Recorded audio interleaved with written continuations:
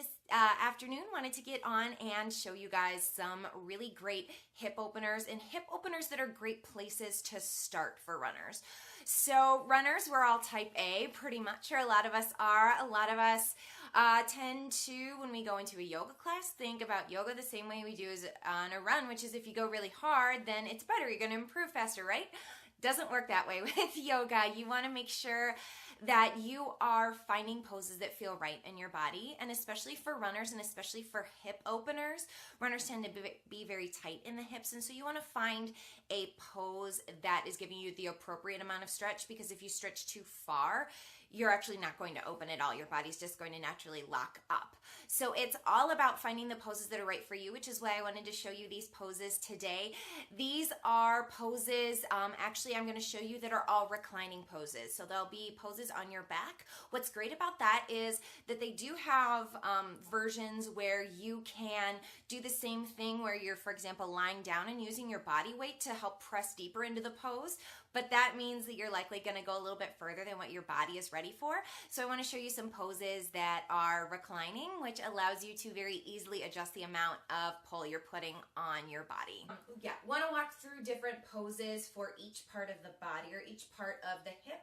I'll start with opening up the backs of the legs or the hamstrings, which kind of attach up to the glutes. So some soreness in the glutes, that sort of thing, can be due to tightness in the hamstrings.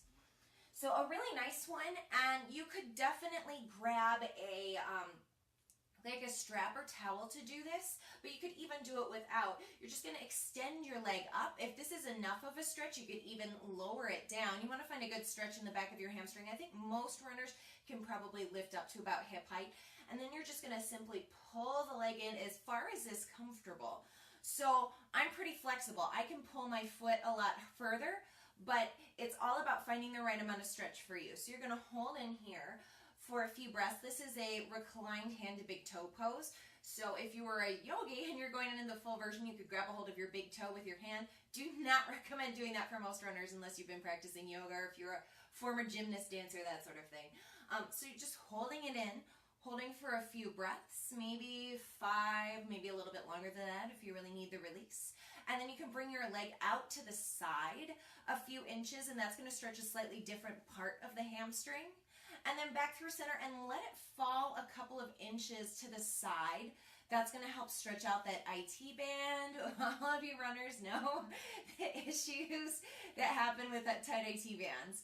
So make sure you stretch that out as well. The entire time, you want your hips to stay square. And you just, especially for this stretch where you're letting your leg come across the body, you just want to find a nice easy stretch through the outside of the leg. Again, don't force it. Just let it happen. So that would be for the back of the leg, and then the outside of the leg. For the inside of the leg, you could come to a reclined bound angle pose where you're bringing the soles of your feet together. Knees come wide, and then you simply allow gravity to help pull your knees open. And that's a nice way to help open through the inner thighs and just allow yourself to relax into it. You could honestly chill out in this pose for like 5 minutes if you wanted to, and just allow your body to open. Really focusing on surrendering and just, again, allowing your muscles to just relax into the pose. So those are some great ones. Outer hips are, I know, a huge issue for runners. I know a lot of runners will talk a lot about pigeon pose, but full pigeon is too intense for many runners, especially if you're very tight in the hips. So the good one to try would be recline pigeon. I'm going to cross my ankle over my knee. My back foot is flexed, and I can pull through either on my thigh or on my shin.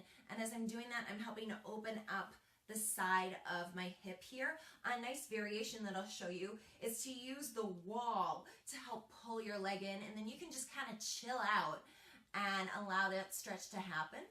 So that's a nice one. Make sure to practice that for an equal number of breaths on both sides. So maybe 5 to 7 breaths, or even longer. You can hold it for a minute or two on one side and then hold it for the same amount of time on the other side. One side will be tighter than the other. That's totally normal. And then the other one I want to show you is a reclined cow face pose. So you're going to try to get your knees to stack over each other. If you're very tight, they probably won't. You may need to keep a little bit of a non-overlap space. That's totally fine. Again, finding what's a comfortable stretch through the outside of the hip, And then if you're more flexible, you can grab a hold of your calves or your feet, your ankles, again, whatever feels best, and pull your legs in for a stretch.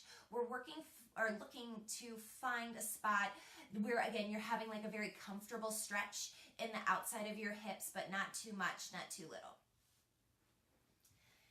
And again, what's really great about the reclined poses is that it's very easy for you to very quickly adjust the amount of stretch you're getting, and it's not too hard to, like have to get out of it, replace your feet, and then come back into it like you would in some other poses.